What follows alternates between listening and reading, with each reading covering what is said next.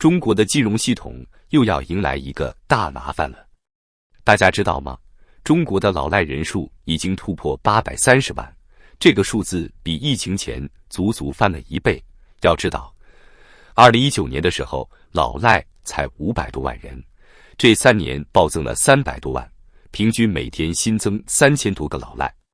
这帮老赖可不是那种真的还不起钱的可怜人，而是一群专业的职业背债人。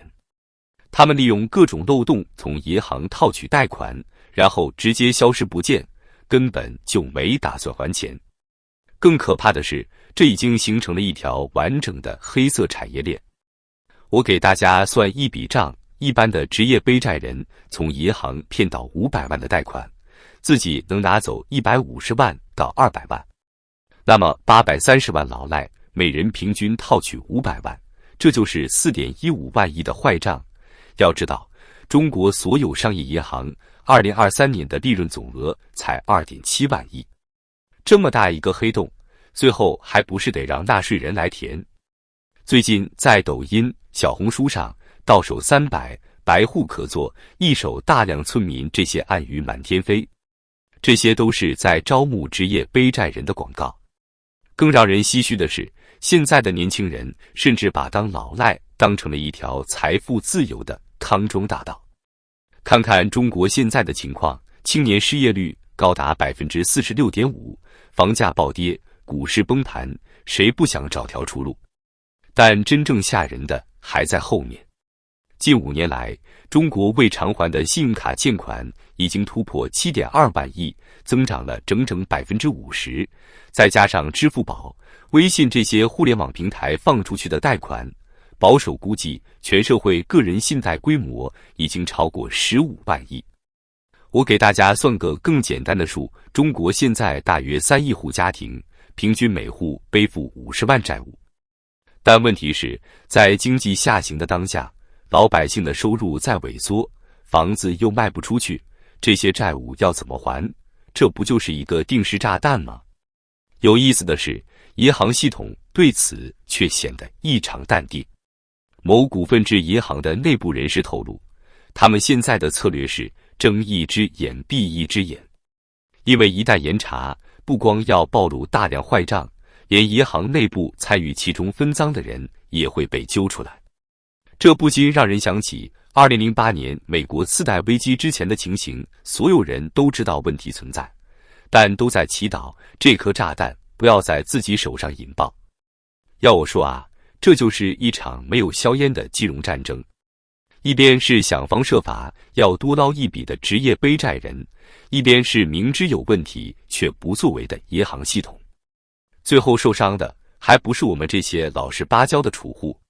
说起当下最赚钱的生意，大家可能想到是炒股票、炒房子，但你们绝对想不到，现在最暴利的勾当居然是职业背债。有些95后年轻人3个月时间就能赚到200多万。这些年轻人之前1年到头也赚不了几个钱，但自从当了职业背债人，一下子就实现了财务自由。不少人都感叹，在中国想翻身，真不能靠老实打工。那这个职业背债到底是怎么操作的呢？经过深入调查，这条产业链逐渐浮出水面。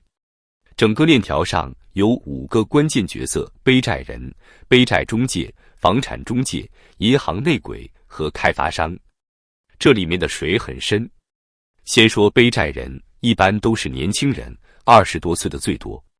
他们很多都是90后、00后，有的还在上大学。中介最喜欢找这种白户，就是征信记录干净的人。这些年轻人只需要在指定城市待上2至6个月，吃住全包，就能分到100至200万不等的现金。再说中介，他们是这条产业链上的红娘，每找一个背债人，能拿5至10万提成。一个老练的中介每月能运作10几单生意，月入几十万不是问题。业内人士透露，现在这行太卷了，到处都是同行在抢生意。最关键的是银行内鬼，一般都是信贷部门的管理人员，他们负责开绿灯，把本来不该批的贷款给批了。一单生意下来，银行内鬼能分到30%至40%的收益，动辄就是几十万。这些钱比他们干几年工资都多。说到害人的数据来了，2023年，全国银行系统因违规放贷被罚金额超过27亿，开出罚单2400多张。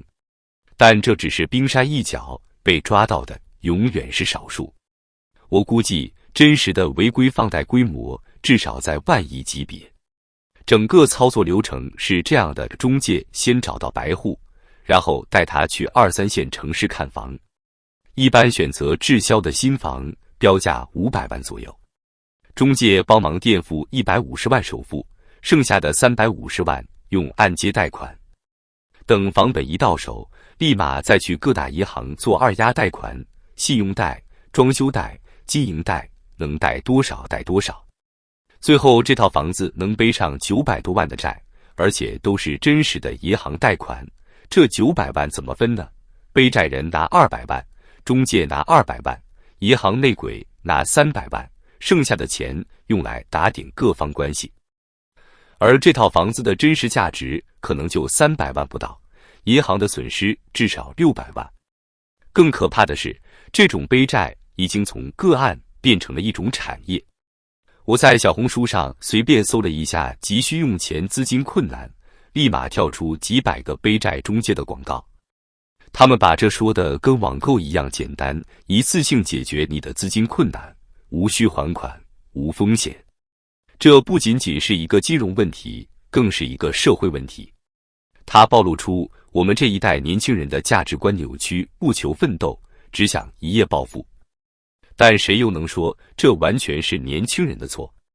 当一个社会的上升通道被堵死，房价高企，失业率飙升，年轻人不得不铤而走险，这才是最大的悲哀。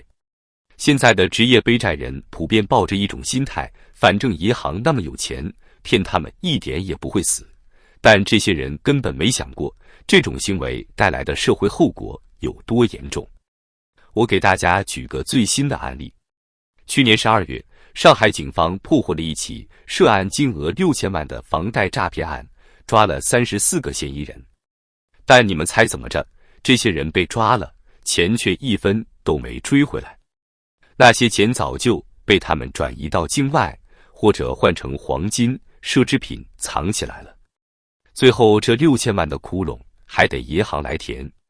更让人吃惊的是，2023年12月底，山西鹿城农商行居然给3个月薪3000块的90后，一天之内放了897万的贷款。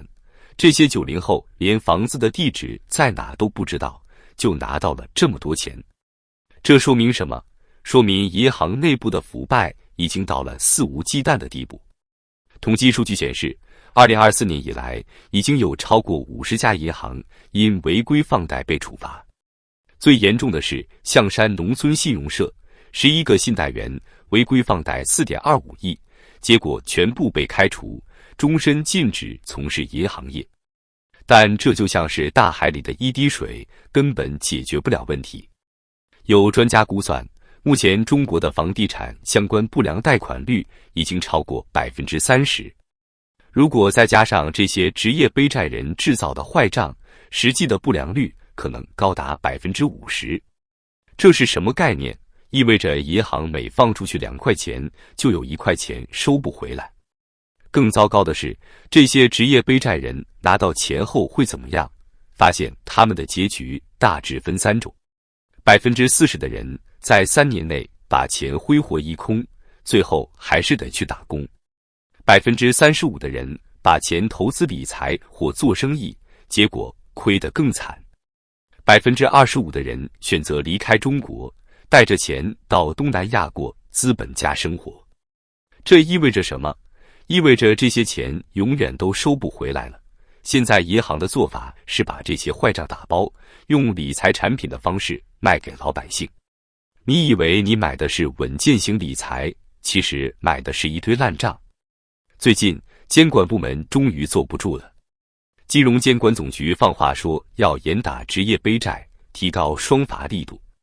但问题是，这把火已经烧起来了，想灭都灭不了。我认识的一个背债中介直言，现在查得再严，该玩的还是照玩，大不了换个地方，换个方式继续。说到最后，我不禁要问，我们的金融系统究竟出了什么问题？为什么会让一群年轻人如此轻易地钻了空子？我觉得根本原因在于整个社会的信用体系都在崩塌。当老赖成了一种职业，当骗贷成了一门生意，这个社会还会有未来吗？